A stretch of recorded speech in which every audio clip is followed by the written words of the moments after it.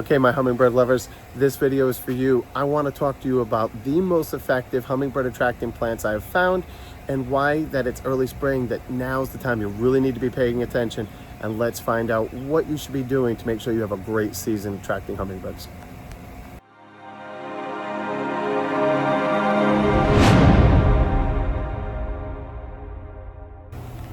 Okay, so first we need to think about what's going on with the hummingbirds right now.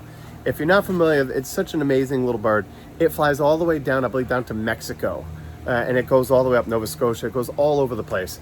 And so right now what's happening is you have this mass migration. The hummingbirds are starting to make their trek back up here, up north. Now, wherever that north is to you, for us, it's Rhode Island. So there's lots of hummingbird trackers. People are reporting where they're seeing it, and I believe the first reports are starting to happen that they're getting up here. Last time I looked, they were in Maryland and New Jersey, and so that was a couple weeks ago. So they've got to be up here in New England by now. Just a few. The males are the first ones to get in. So why is it so important to be getting a feeder out now? Well, my thought process is these birds are hungry and they have photographic memories. They know exactly where their food supplies are at all times. They know how long it takes the plants to produce more nectar. They're just amazing little creatures. But right now they're migrating. So once they've settled into their home for the season, they're gonna start their normal patterns. They're gonna be flying around in normal neighborhoods, and they're gonna be looking at making the nest and starting the cycle for that season. Well, for us, we want to get their attention.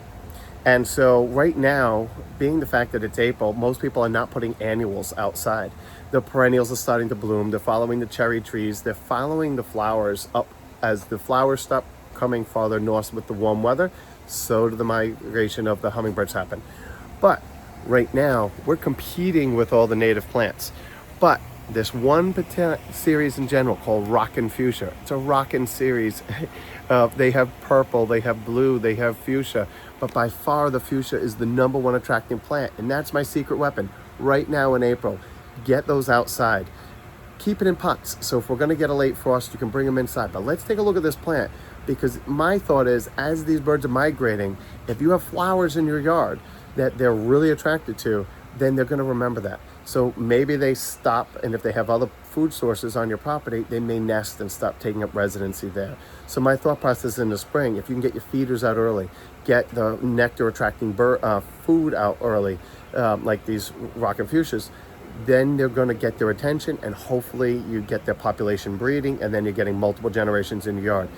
But I feel like this is the moment when you have the most opportunity to get new hummingbirds, because once they settle into where they're going to spend their season, you're fighting with your neighbors. Whereas right now, they're migrating, capture them, hopefully they take up residency. So let's look at the fuchsias.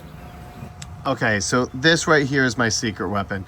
I've been on a mission for the last few years trying every hummingbird attracting plant for as far back as I can remember, and nothing has worked better than this Rockin Fuchsia. So this is a series. It's a type of salvia put out by proven winners, and we grow them in these 1-gallon plants specifically for these early crops for you hummingbird lovers, and selfishly started with me because they go right in my yard. But this plant right here, what you see is what you get. It just is going to keep this lush foliage. It's just going to keep mounding and bushing out. Pretty low maintenance as long as you're keeping fertilizer on it all summer long. And you get these beautiful flowers that come out. So these are just the buds, and then they're going to open up to these tubular flowers. This is just a hummingbird magnet, and all season long, it is my #1 attracting plant. Now, it comes in a series. We've got purples and blues. So I would say that we grow hundreds of these in these big gallon plants specifically so you can put them out on your porch now, whether you put them in planters or whatever. Right now in April, because we can still get some cold nights and such, I'm not even putting them in too big of pots. I'm gonna up pot mine, but purely only in something that I can move around in case I need to put them inside. But there's no right or wrong. I would say the Rockin Fuchsia has been my #1 attracting, but really the purple and the blue are right there as #2s. And so I have, outside of Vermillionaire, the little cigar plant, this whole series has been my #1 go-to for this application. Get them out there, get them on your patio. We grow them early, so going through. We're just bringing in our first batch to the store, and depending on when you're watching this. Maybe a little late for that one. But at the same time, if you're looking for the #1 attracting hummingbird plant, this has been the best thing I have found yet. If you have something you feel works better, I'd love to learn about it. Okay, so of course, Rockin Fuchsia is not the only thing. Lots of people do the hummingbird feeders, but if you're just looking for this, going to give you color and be a low maintenance plant, that's a great plant anyway. And at the same time, it is a hummingbird magnet. So I hope that helps. Please let us know how it works for you.